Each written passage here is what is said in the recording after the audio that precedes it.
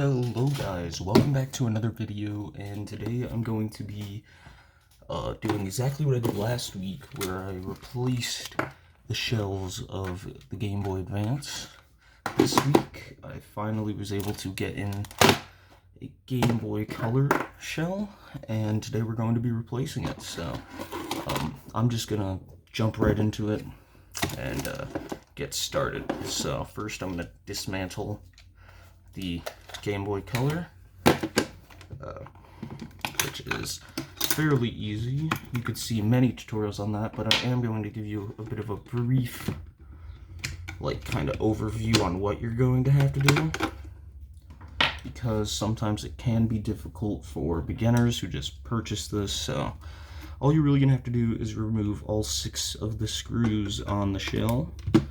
They do, I think all of mine actually require a tri-wing screwdriver, which are pretty common now, but uncommon, to normal consumers. But whenever you get a mod, I usually get a tri-wing screwdriver with it, but I have a preferred set that I like to use, so I just kind of store them away in case a friend ever needs one. I don't really need too many tri-wing screwdrivers. You really only need one, but hey, what you can do if you get extras, you get extras. You can't complain about it. So pretty much, I got the shells from the same place, and the last time it actually came with the battery spring, so I do not think I'm going to have to take it out of this shell, which is perfect because I really don't want to have to do that. It's quite difficult. Not terribly difficult, but to an extent. I am going to do what I did last time and leave most of the screws inside the shell, because I'm just going to put it all back together just in case this doesn't work out. Fair warning, the last one I actually repaired, everything is fine with it, except for this is a plastic screen lens that scratches even if it is a tiny thing. It scratches and it is terrible. So just in case I have to go back in and repair it, I will be able to. So what I usually do is I take out the ribbon cable first, and then I take out the Phillips screws, because that's all the ones that are on the inside. And I don't really like using the off-brandish kind of screws that come with these, because I like having the official screws on the inside. Everything on the inside is usually official, only the shell is all that I take out. So yeah, just kind of pop this out. Be very gentle with this. This can ruin your entire Game Boy pretty bad. Oh, just dropped the power switch. Here it is. Anyway, now we can actually remove all of the inside bits, which should all come out rather easily, except for this one did get caught out on there. Just gonna place this on here, and now just you could pretty much leave all of this in here, because you do get replacements, but for this you just kind of have to wiggle until you hear the pop and just take out the screen. So that's really all you need from this shell, unless it does not include silicone pads and also buttons. But for me, I believe they actually do include all of those, so I will not have to worry about that. Now we're going to open up the new shell. Fair warning for background noise. I forgot to do that to start this video, but it's kind of common in my videos to have background noise, so that could be an issue for some viewers, so I do like to warn beforehand. This one already has the metal bracket in place, which actually looks pretty nice, so that's always good. Gonna take out the battery cover for now. You don't really need to do much with the back plate, but we do have to start setting up the front plate by putting buttons and such in it. I have really big problems with these bags. I have to slide them open. Very odd, to say the least. The sticker over here. And the shell looks very good. Feels pretty good too. I do advise storing some of the screws and stuff so they don't go everywhere, but for me, I'm just kind of winging it.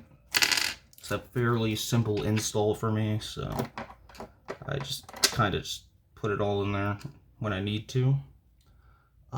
This power switch looks like it could work. Sometimes I have issues using third-party items, but most of the time they are fine. So I usually do trust them, especially with buttons. I think my only problem is the screens that they try to give you. I don't like using the off-brand screens. This shell does have an odd cutout though. There we go, that should go in pretty easily. And then they do offer this kind of strange, hold on, I'll show you guys in a second once I get this open. They are offering this strange IR blaster, which I don't think actually lets IR or infrared go through it. So it's kind of odd, but I think I'm going to install it just because I don't use infrared personally. But if you do use infrared, you might not want to install this. So yeah, I'm just going to slide that in. I think it'll look really nice with the setup. Kind of reminds me of Modern Warfare colors. Okay, and we chuck this in here. Find the holes for it. This should go two ways. I've never really had a problem putting it in. The other one does have a larger hole that you can put it in, but this I've never had issues with. So putting that in should be fairly simple. Same with the start and select buttons. Never had problems with any of those. It's just kind of fit in. Now you put the screen lens or the screen in, and you should be all set for installing the motherboard, which I think should be fairly simple. You just kind of drop it in, fit up the speaker. I'm not sure if the camera is catching everything. I might have a very weird angle going right now, but what are you gonna do?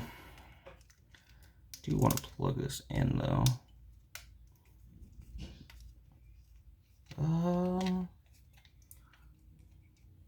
Oh, the screen did not pop in all of the way.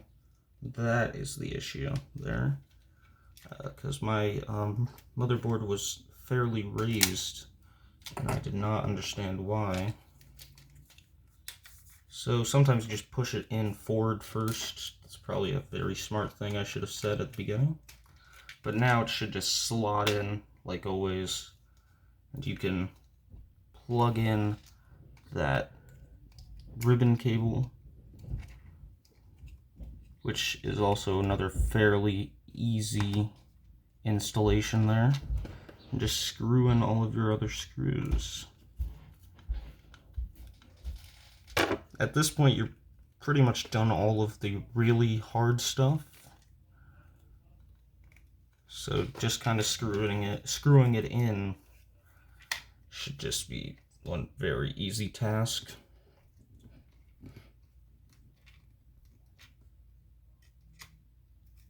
I will check the back shell. It does actually come with the thing, the spring for the batteries. I call it a spring, I'm not really sure.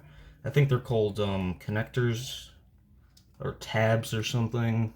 That's what I usually hear it be called, but that looks very nice, I do gotta say.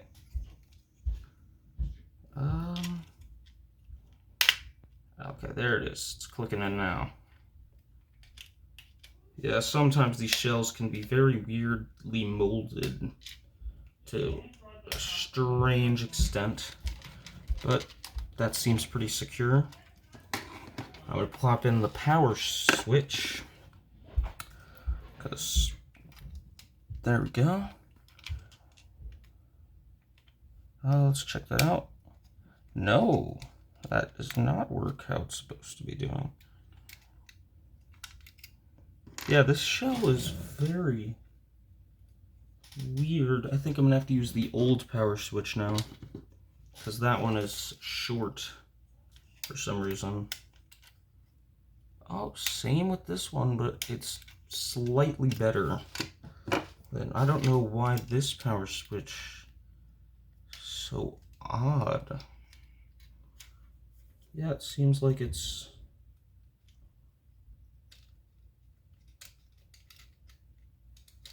very weird.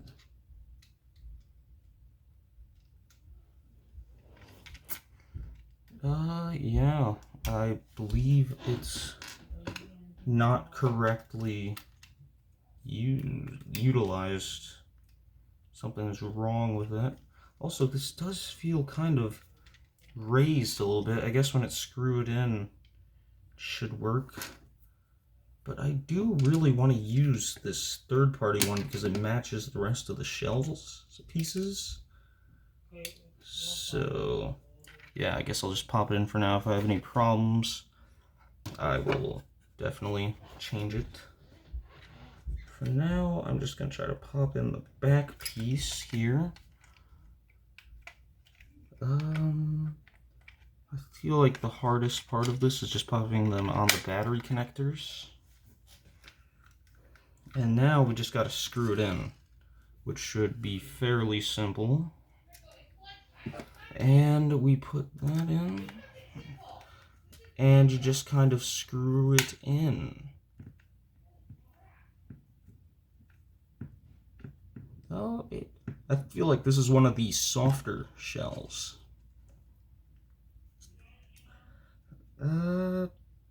And you pop it in. I feel like the noise levels are starting to get a bit bad in the background. So if you hear anything, I'm going to try to... No, it's definitely going to be a lot louder, but hopefully this tutorial is distracting you from all that. I may be getting some fingerprints on the screen, which is a problem. And we put it in, and screw these all in, and put it in there,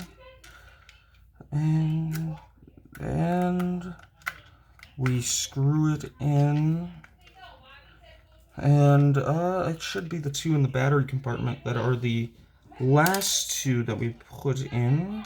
It actually did give us all of the inside screws, and the battery connector is very shiny. I very much like that. I'm gonna pause this for a second. Pause the video for a second. Okay, I have it all screwed in. The power switch is a lot better. Let me pause this again. Okay, so now all I have to do is pop in the batteries, and I'm kind of debating putting on the sticker on this console itself because the point of it is it's clear, so I do like being able to see the Tetris logo, which is the game I mostly use, but that looks astonishing. Let's check if that works. It does. Let's put these screws aside and put on this front part. I do want to wipe off the screen a little bit first before I put on this hopefully not garbage shell layer thing. My mind is going to a blank.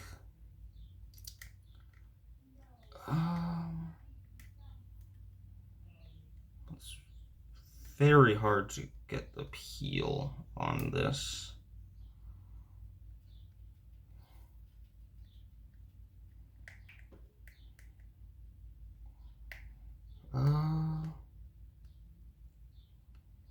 Jeez, this is some tough stuff.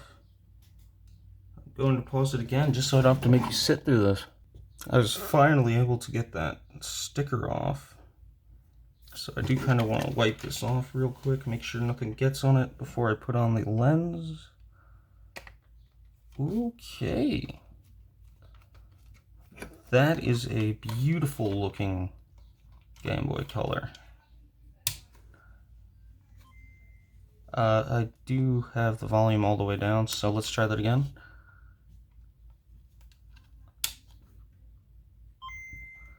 So yeah, it looks really good. I'm very happy with how this came out.